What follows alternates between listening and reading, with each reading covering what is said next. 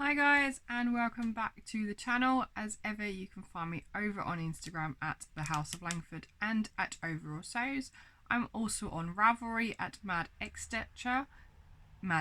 Stitcher if you're able to access Ravelry at this time.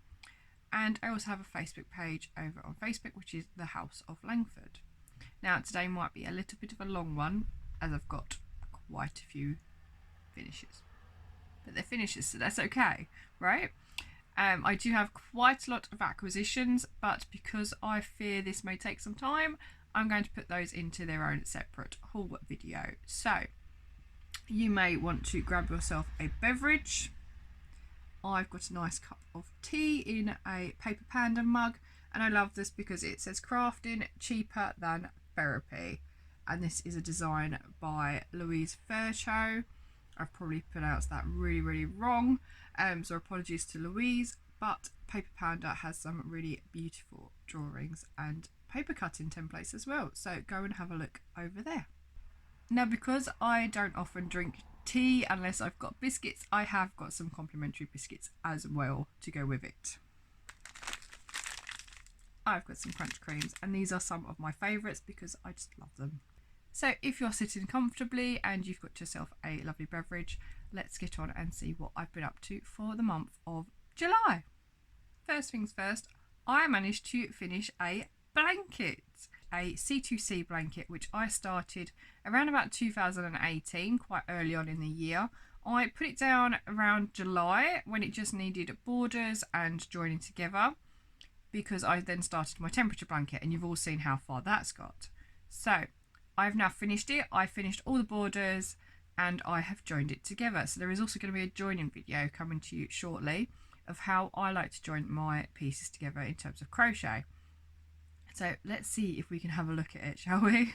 Now, since I finished it, it has been living in one of these giant organza bags from Wool Warehouse, where you get your yarn from, because I'm not really sure where to put it, and it's quite large. And I've still got ends to weave in. That's probably why it's still in the bag. So it consists of 9 squares. Now this is made from yarn cakes, which kind of look like this. But obviously I've used a blue version. This is a green version. And the cakes were purchased from Lolly's Lil Wool Shack. I'll put all the details down below for you. I'm going to have to move my camera so I can try and get it all in full shot, aren't I? Let's give this a go, shall we? So as you can see, I still can't get it all in shot.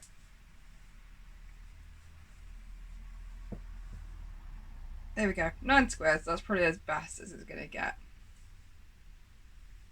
So they're all completed using a C2C stitch, and I have joined them all in white.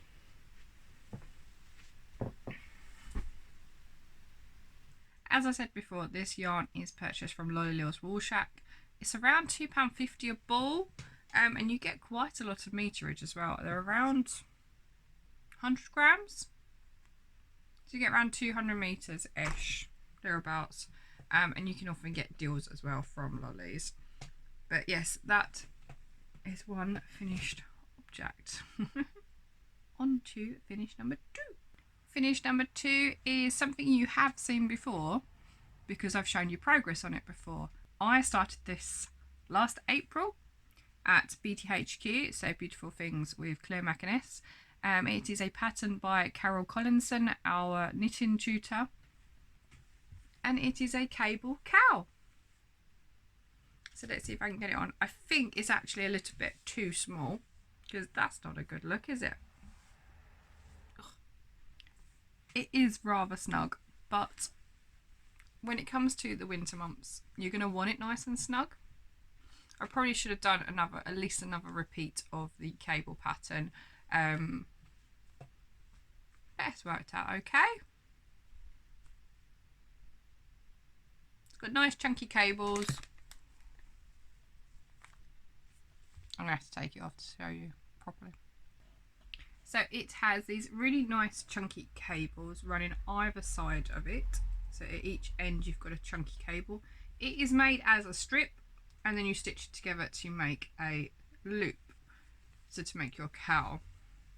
So it's just got garter stitch in the centre, and these really lovely chunky cables on the sides. Now I have used, I believe the pattern is supposed to be done in chunky, and I didn't have any chunky because I never have the right yarn, and I have used 2 strands of WI Aran, so Women's Institute Aran yarn, which I purchased from Hobbycraft in their 3 for 2. So I got 3 giant 400-gram balls of this yarn. I don't really know how much this is used. I'll have to check my Ravelry page. I've still got some left over, and I used that yarn for my poncho as well the year before. So that is my first knitted finish of the year. It's been a while, but it's done. On to the next one. Next up is another yarny project, and this one is going to be a gift, but he is so sweet. I may have to make another one. Meet my little Brian. He's an MBP penguin, which is a Made by Penguins penguin. He's designed by Lex in Stitches over on Instagram. I think you can pick up the patterns over on Etsy. I have used this really lovely purple, which is called Grape Soda by Vicky Brown's Designs.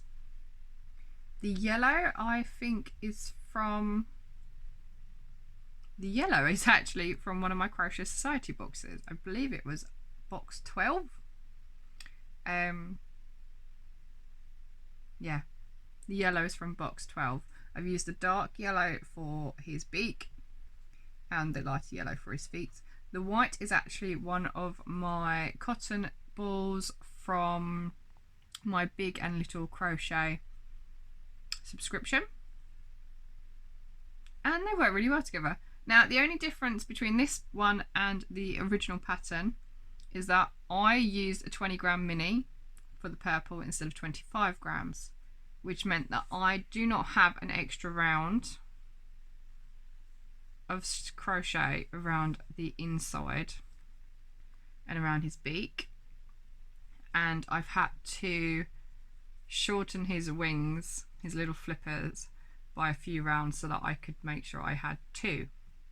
And what I've actually done is used all of the leftover little strands of yarn and the tails to sew him together,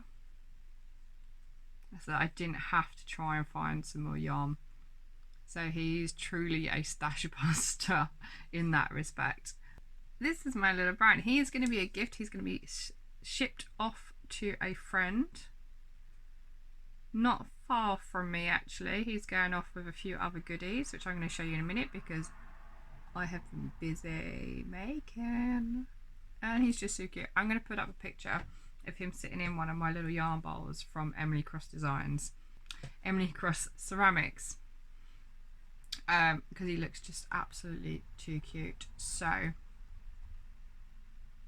may have to make an army of an army of Brian penguins.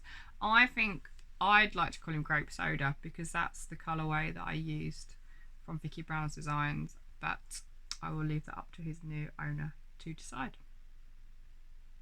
I wonder who's going to.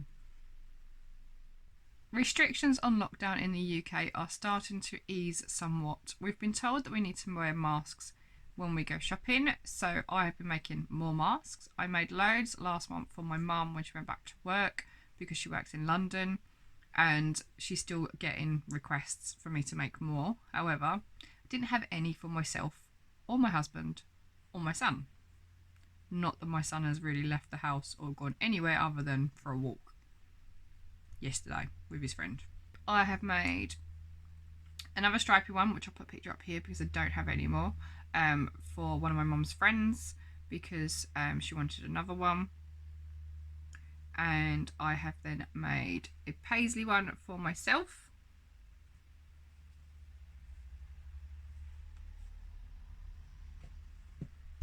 Which is rather fetching, don't you think? If you can hear me through it, I don't really know. I have also made, this one is for my son. I just need to put some elastic in it. And I have made a second one of these for my husband, and we have both been wearing our masks when we go shopping. But this is just for Joey in case he does decide that he wants some snacks. And I'm not willing to go and get them for him. He's 15, he should be able to get his own snacks. So I have made 4 more masks this month. And I don't think it's going to slow down anytime soon. I think I'm going to have to make some more. Now the masks that I made, again, I've used the same tutorial that I used last month, which is the one by Claire over on her website. If you purchase a kit from Claire for making a mask, then you get access to that tutorial for free. Next up on my makes for this month are some vinyl wallets. Now I attended a class at BTHQ in Brentwood, run by Claire McInnes of Beautiful Things, and this is one of the gold member projects from the online sewing club that she runs, but some of us wanted to go and do it in person, so that's what we ended up doing. So I have used sparkly vinyl. It's not the first time I have worked with vinyl. I have worked with it before. You can just about see the sparkle on there. So I have one in Hufflepuff fabrics. If you watched the episode before Christmas, or just after Christmas actually, because I finished them Christmas Eve, I made a sewing machine mat / cover for one of my friends for Christmas using the same fabrics as this, so this one matches. And I couldn't leave my other friend out, so I did one for her too, in the ones that match her sewing machine mat / cover. So I have 2 vinyl wallets, and these were made a couple of weeks ago in the studio, and they've both got sparkly vinyl, and I think I'm actually going to make loads more. They're brilliant for putting in little projects. I think I might actually try and back one so it's a little bit stiffer, so I can put my cross stitch in, which will keep it nice and flat. And I've got loads of ideas on how to adapt it so that I can use it in things like a folder or even a file effects. So watch this space, there may be some more coming this way. Now it is a very simple tutorial to follow if you're part of the sewing club, and there's a really great tip on how to make sure that your sewing machine foot does not stick to the vinyl as you're sewing, but I'm not going to give away any secrets just yet. If you'd like to get in touch with Claire to become a member of the sewing club, I'll put the details down below for you. It is a great little community. There is quite a few of us now. Some of us have even moved into platinum, so there are 4 different stages of the sewing club, and it's just nice to see what everybody's getting up to and how people are adapting projects to suit their needs too. Head on over and take a look at what we get up to. During lockdown, I have managed to make quite a few new friends, mainly through the Project Bag podcast. Gemma holds a sip and chat or sip and knit night on a Wednesday night, and a coffee morning, which has now moved to a Sunday. And I didn't realise that it was actually Gemma's birthday in April and one of our other members, Julia's birthday, in June? I think it was June. Anyway, I've decided to make them some gifts. So hopefully these will have arrived before this goes live. If not, look away now, girls. Look away now. So Julia loves penguins, and she got quite a few penguins for her birthday, but I had some of this fabric and it's the only penguin fabric I have, and I just felt that it had to go to Julia. So I've made a penguin project bag. Now unfortunately it is Christmas penguins, but I think she'll forgive me. I've teamed it with a purple batik fabric at the bottom. It's got a really nice long purple zip, and I have lined it with purpley pink fabric from my stash. And it's a really nice big project bag. You could easily get a sweater's quantity in there, and that would suit perfectly. I have changed the way that I do the zips, especially on the larger project bags. I use the same technique that I do for the retreat bag, the Emmeline's bag retreat bag, so that the zip sticks out and I don't have to therefore cut it down to size, which is brilliant. So I have one big project bag for Julia, which meant I only had to go and make another one for Gemma. So this one is for Gemma. I have used a Scotty fabric. I think this fabric is from Let's Sew It, which is my friend Lorna up in Derbyshire, somewhere near Leicester. So I've got this lovely Scotty fabric in these blues and pinks, and I have teamed it with a dark blue at the bottom in this mottled sort of fabric. Again, it's got a nice long zip that is a light blue, and I've lined in a complementary light blue, which is the same style fabric as the dark blue. So I've made these really nice project bags, and hopefully ladies you like them. But I couldn't just stop there, could I? Having done the class using the sparkly vinyl, I had to make something else to go with them. So each of the bags has a matching little vinyl pouch, and I have bound the edges with the matching contrast fabric, again with the purple zip to match. And then I've got a blue one for Gemma, again using the same blues from the larger bag. There's also a little charm in there for her. I'm looking to get these as a tutorial for you. They're really quick to make, you just have to be careful on how you're stitching the binding on the sides.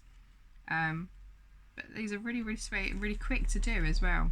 It didn't take that long at all, so hopefully that will be a tutorial up for you soon too. And because I had some fabrics left over, I decided to make them some scissor keepers. So these have got a little snap pop cam snap on the front, and they're really tough to undo. So I've got one in the batik for Julia and one in the Scotties for Gemma. Now this is a free tutorial. You've seen this before if you saw the Christmas one that I did. This is a free tutorial by Claire McInnes. It is over on her YouTube, so I'll put a link down below.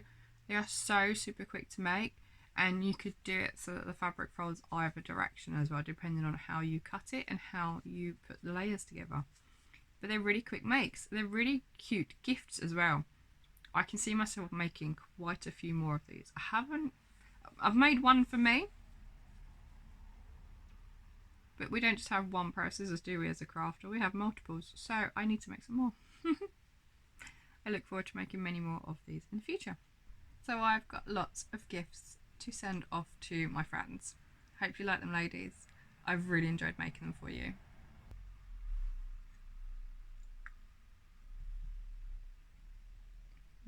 Just right now. I best have a bicky as well then. As the saying goes, in one.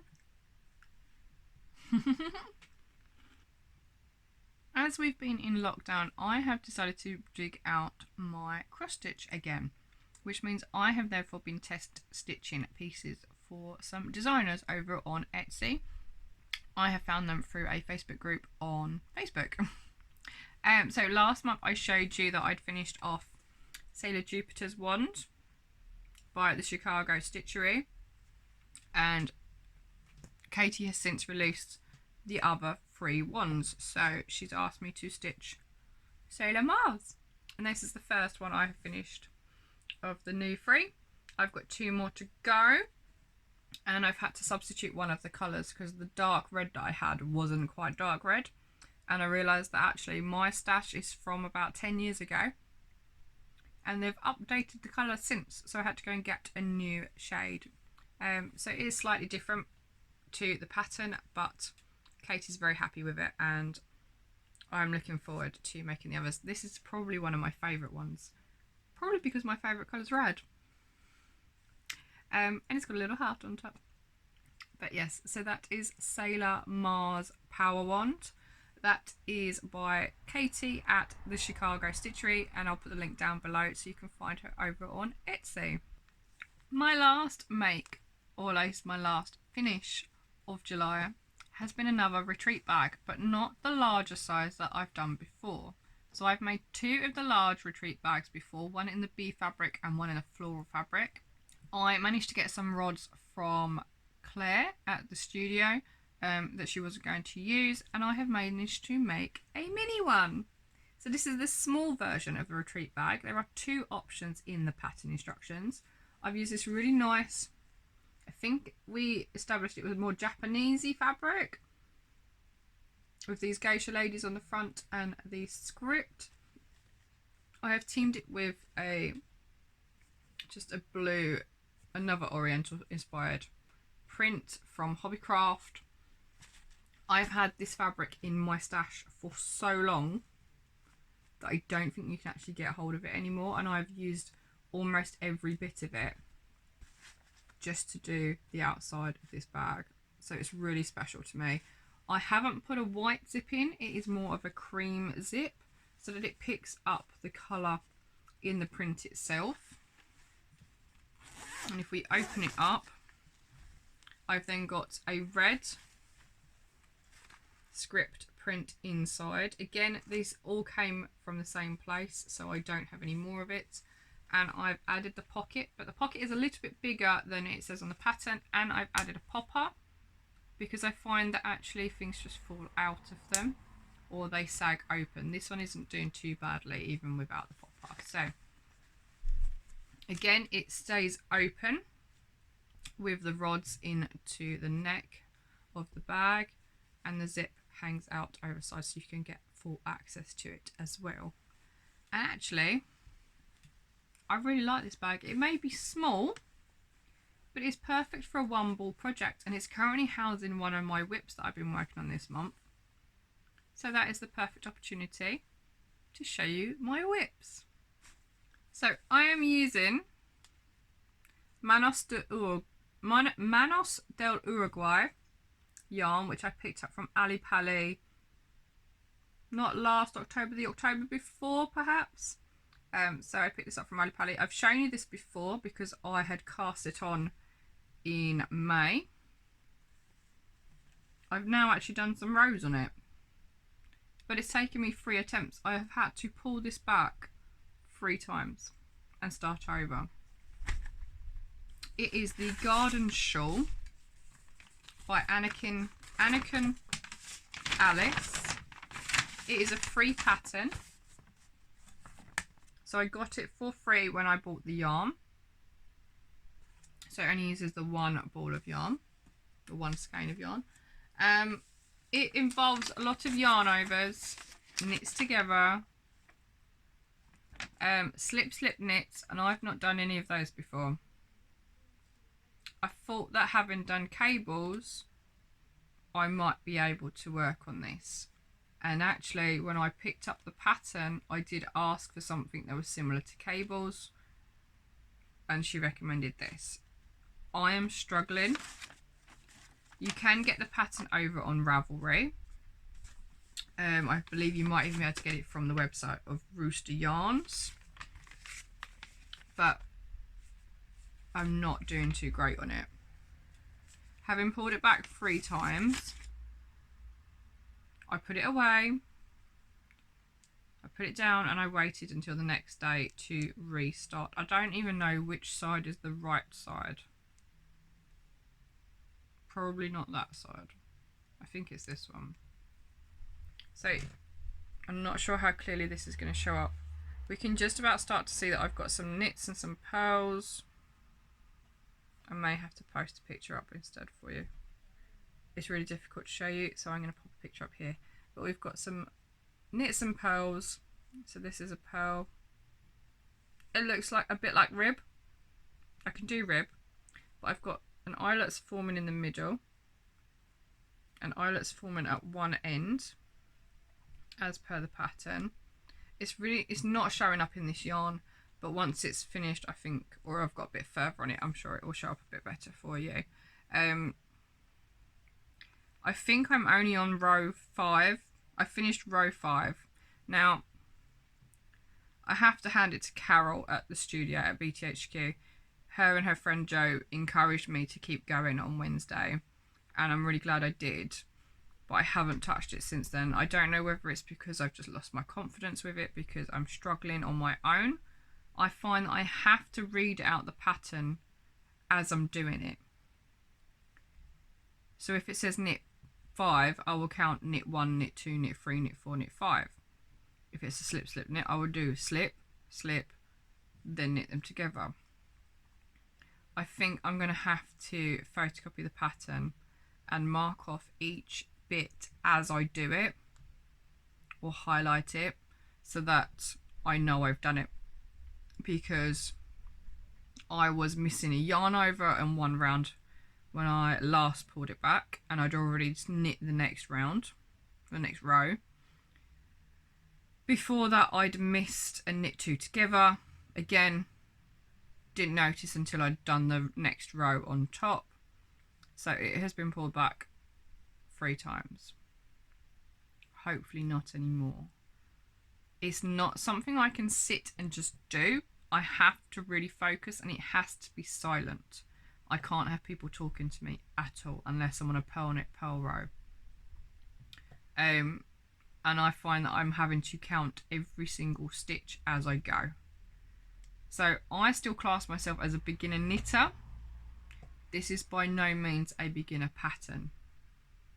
That term, running before you can walk,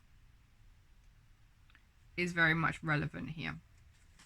Yeah, enough said on that really. It's not going to be done anytime soon. I had hoped to use it for the Crack Those Whips cowl, but I don't think it's going to make it.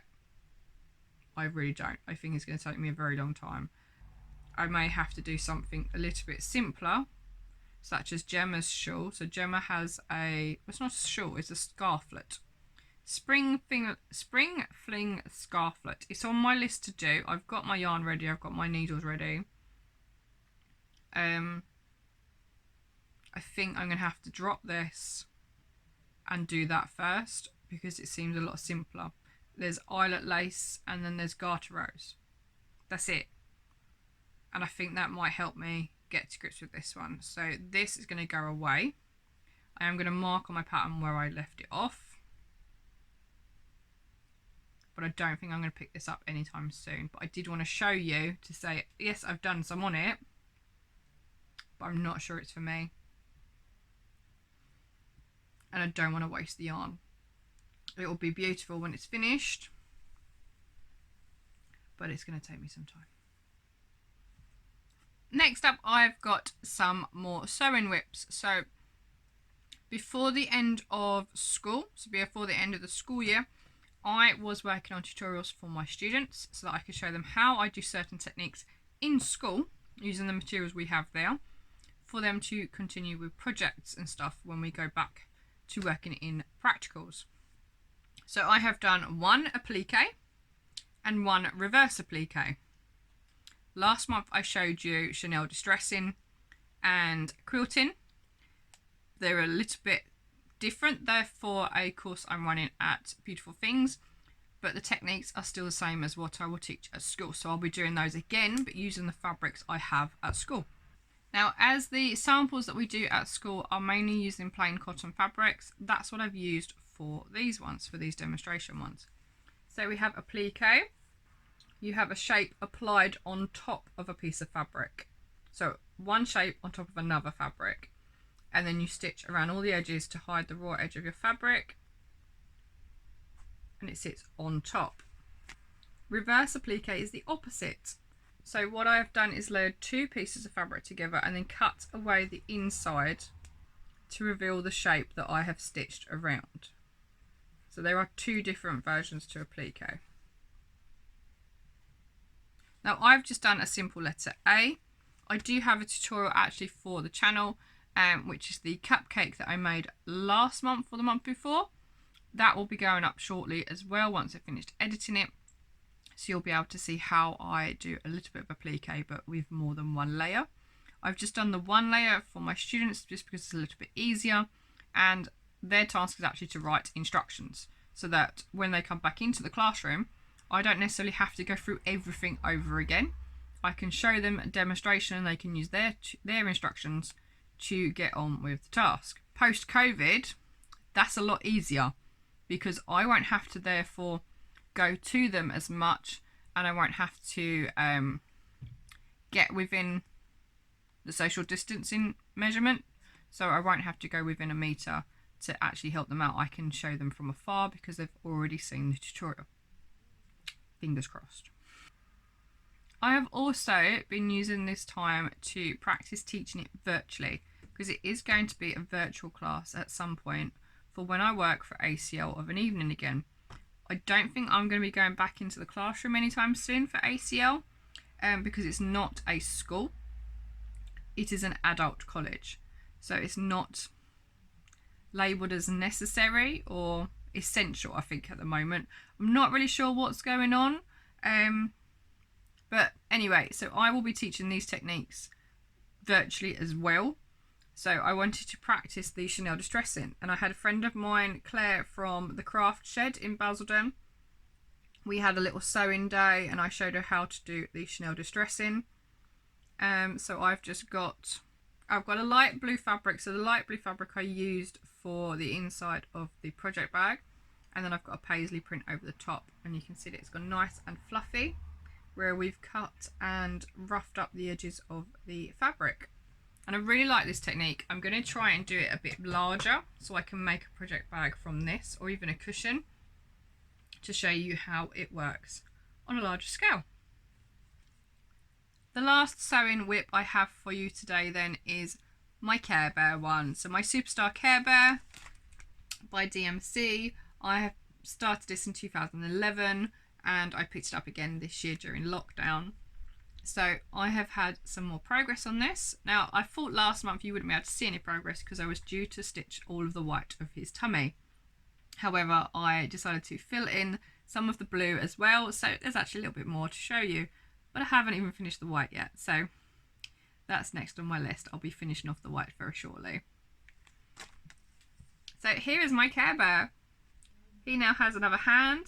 You can start to see his nose here in the centre, and his face is starting to grow as well. So this is all going to be a darker blue, so this dark blue, and it will work around here. And I've done, you can see I've done this half, or this section of the white. It's not showing up too clearly.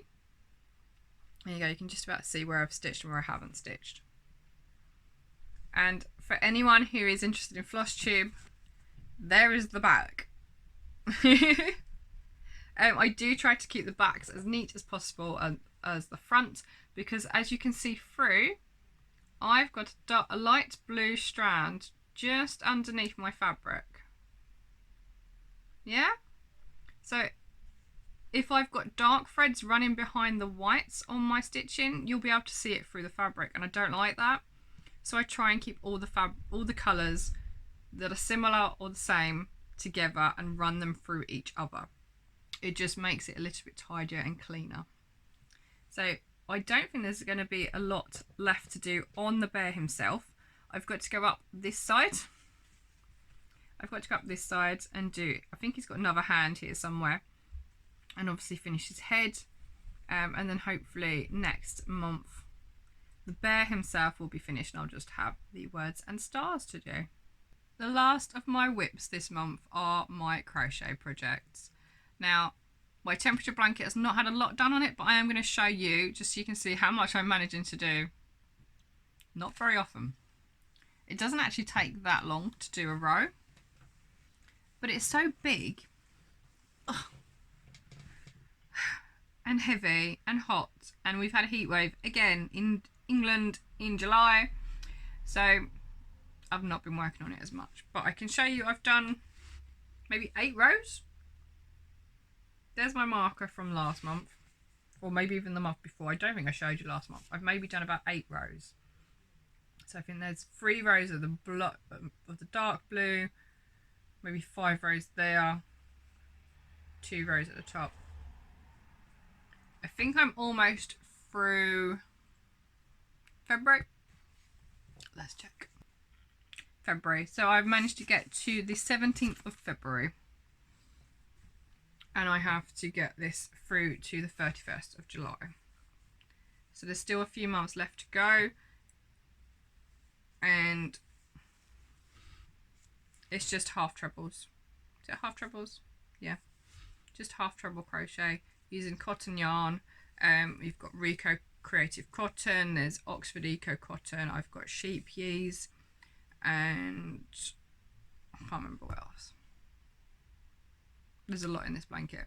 It's taking time, and I think actually once we get to the winter months, I'll bash it out because it'll be cold and I'll need something warm on my lap. So this may have to wait till then, especially if the weather keeps up as it is. So just a quick reminder, the temperature blanket I started in 2018 on the 1st of August, as the year leading up to my wedding on the 1st of August 2019. And we have just recently celebrated our first year. So I'm looking forward to going away for a couple of days, just the two of us, so we can have a little bit of a relax and a chill. And hopefully some sun on the beach too. My next whip, or whips, because there are two of them, are in my patchwork Vivian bag. Again, this is a sewing club project from Beautiful Things. And I'm working on my little monsters. My little monster. Now I'm making two for my friend's children. I think last month I showed you their heads. And now I have bodies that need stuffing. So we have a blue body and we have a pink body. And they go this way up. Although the bodies look disproportionate to the heads, I'm not sure how they're going to come out because the heads are quite large and I'm not sure the body's going to be able to keep it upright, but we shall see. So I haven't got very far on these. I have done another bit of them. I just have arms and legs to do and their horns, and then I can put some eyes on them too. It's a bit interesting actually because the instructions tell you to sew up the bottom of the heads, and then afterwards you put eyes on using felt and safety eyes. But obviously if you want the safety eyes to actually go into the head, then we shouldn't have sewn up the bottom. So I may have to loosen it up a little bit and try and get safety eyes in them, but we shall see. I might just have to put them through the felt themselves and put the felt and then stitch the felt on. I actually looking forward to finishing these. I think as I'm going away I might take these with me because they're really small and portable. Again, I'm using some Creative Cotton Rico, and I've got Sheep Yeas Calista as well. I think those are the only two yarns I'm using. Yeah. And I've got 4 different colours, so 2 for each of them. And the pattern came from Simply Crochet, 7576. Simply Crochet. Little monster! The very last whip that I have to show you today is actually a brand new hook on. I have jumped down the rabbit hole of the Crochet Sanctuary on Facebook. Julia of Sparkle Julia on Instagram, she showed us her beautiful pandemonium blanket, which she's been doing throughout lockdown, and I hadn't seen it before. So I've got absolutely loads of stash to work through, and therefore I decided that I was going to try and make one too. However, I don't think I've got enough of individual yarns to do the pandemonium, which is the full size blanket. However, they have done baby pandemonium, so I've joined the baby pandemonium cowl. It is by the Crochet Sanctuary, which is also Linda's Craft Room and the Wee House of Crochet. So it's baby pandemonium. You have to be a member of the group to get access to the patterns. It is free, and the idea is that you can use stash. So I have been using some really small balls of yarn from my stash. and I've probably found maybe 18 different shades of pink. What I'm using though is the yarn you get from magazines. So this one is from Let's Knit. I believe this was the yellow. I've also got Flash, which could have been from another knitting magazine. I've got Carnival Party Pink, which is the pink, and that is from Knitting and Crochet magazine. These are all the yarns that you get with the magazines.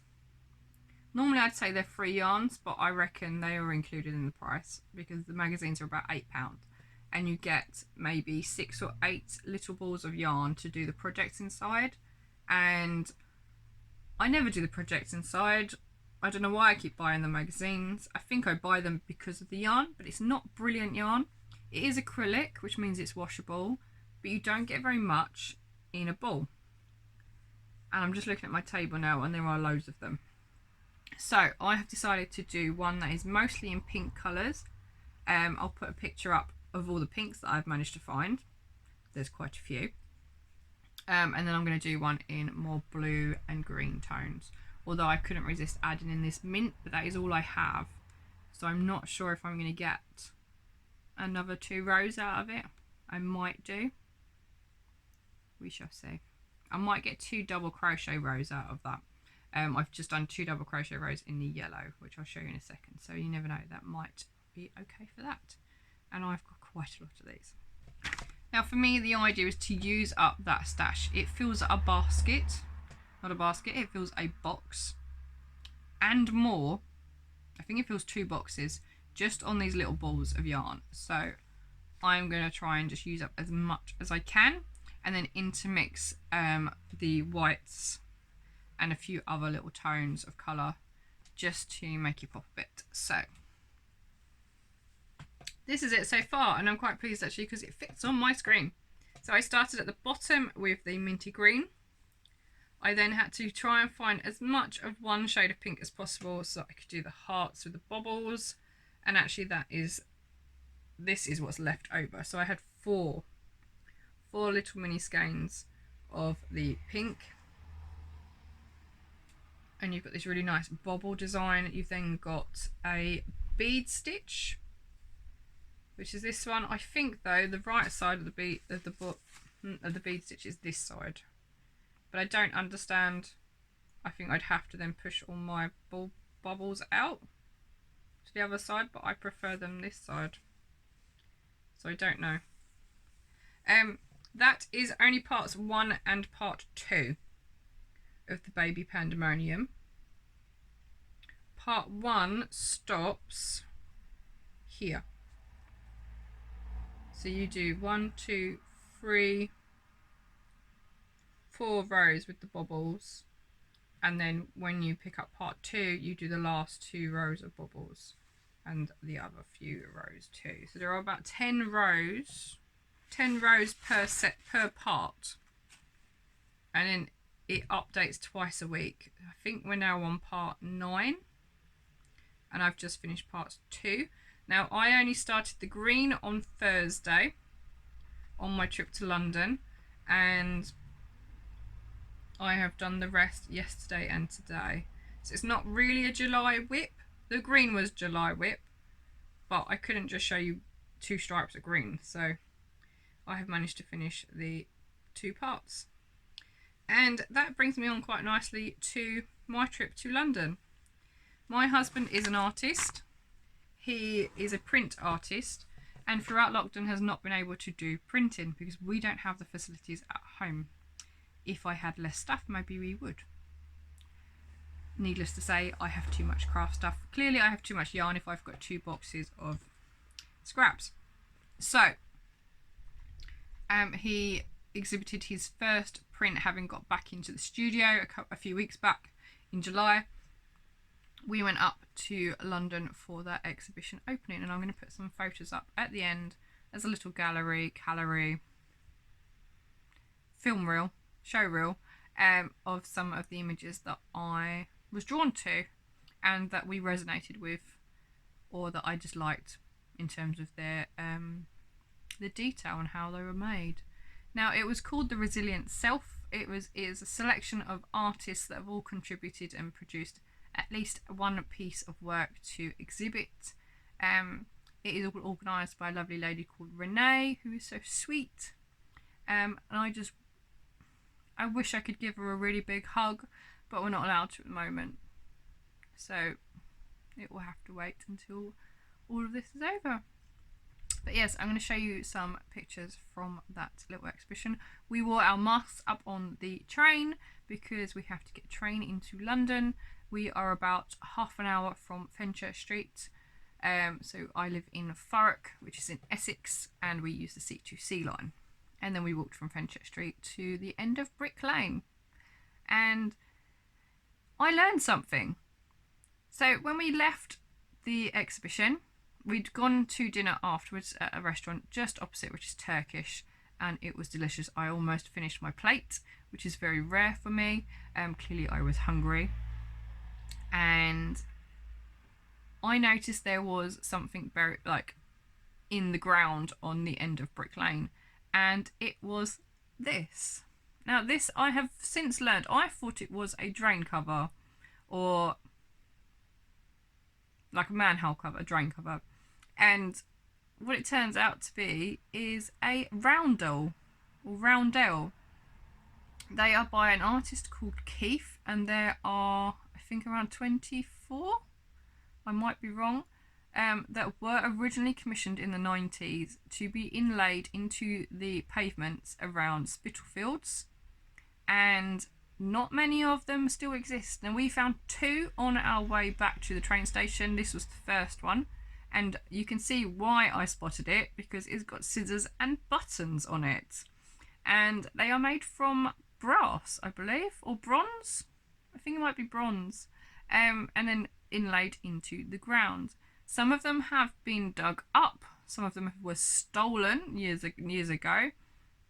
Some have made their way back to the artist himself, and he is looking to get them reinstalled.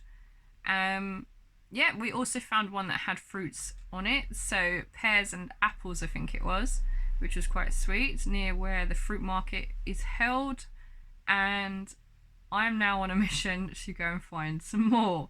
They are not all available, or not all still in situ, but I think it would be really fun once they're all back in place to just go around and have a look at them all. So I'm going to see how many I can find the next time I am up in London, around Brick Lane and Spitalfields. So there's a little bit of history for you. Each one was made by the artist.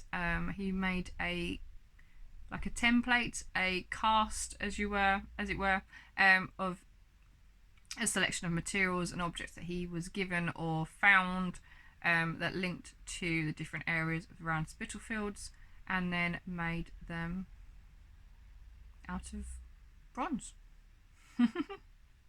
I'll put a link down below to the article that someone sent me, which I think is just brilliant, and I'm really looking forward to learning some more about them, because every single one is different, and some of the objects that you see in them were also from the area at the time, so it's really nice to learn a little bit of our London history.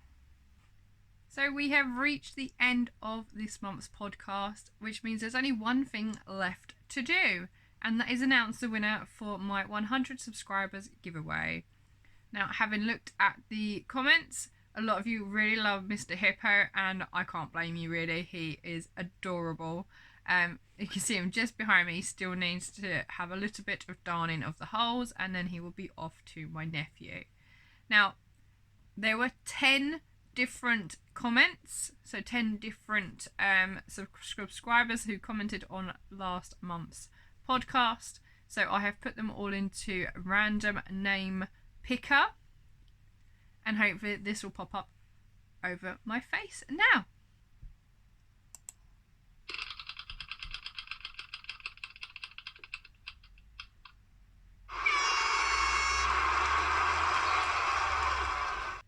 So a very much congratulations to you, Angela Moore. You seem to be on a roll at the moment, don't you? So I am going to ship off to you once I get your address. You need to message me. I think you found me through Facebook, so send me a message over on Facebook with your address, and I'll have a look and see if I can make up a little bundle for you. The original post that I put out a few months ago was to get one of these cushions. So there is double-sided, so there are different images on both sides. And it comes with a pack of the washable colouring pens. So if you've got a wee one, they're perfect for the summer holidays or as a gift over Christmas to keep them occupied. I do have a few more available, so if you're looking to get one for yourself, I'm going to pop those over onto Instagram at the House of Langford, so you can get your hands on those there. And that about wraps up this month. As you can see, I've spent a lot of time this month crafting. I've been producing resources for work, as I usually do. I've also started watching all the Harry Potter films again. And I've currently got the last 2 to do. Not the last 2, it would be 3 because they split Deathly Hallows into 2, didn't they? So I have 3 films to watch. Hopefully I'll have some more finishes next month. I'm not really sure what I'm going to get finished this month. I'm still taking part in the Crack Those Whips cowl by Gemma over at the Midnight Diary / the Project Bag. Let's see what mischief I can get up to this month, eh? So we are now able to go out and about a little bit more. We are travelling down to Hastings and Bexhill for a couple of days for our anniversary this week. And yeah, hopefully I'll get lots of crochet done, and I've still got lots of cross stitch projects to get finished. So maybe it'll be more of a floss tube next month, but we shall see. Anyway, I hope you've enjoyed this episode. I'm sorry it's a long one. As you can see, I've been very, very busy though, and obviously no time to show you my acquisitions. There are quite a few, so that will be its own little haul video coming your way shortly. In the meantime, I have some tutorials to get edited and get them up on the channel too, so hopefully you'll be able to take a look at those and maybe get your sojo on. Anyway, thank you for watching, and I will see you all again very soon. Enjoy the summer. It is now August, and hopefully we get some sun to last the summer holidays, and then I go back to work in September. So thank you for watching, and I'll see you all again very, very soon. Thanks. Bye.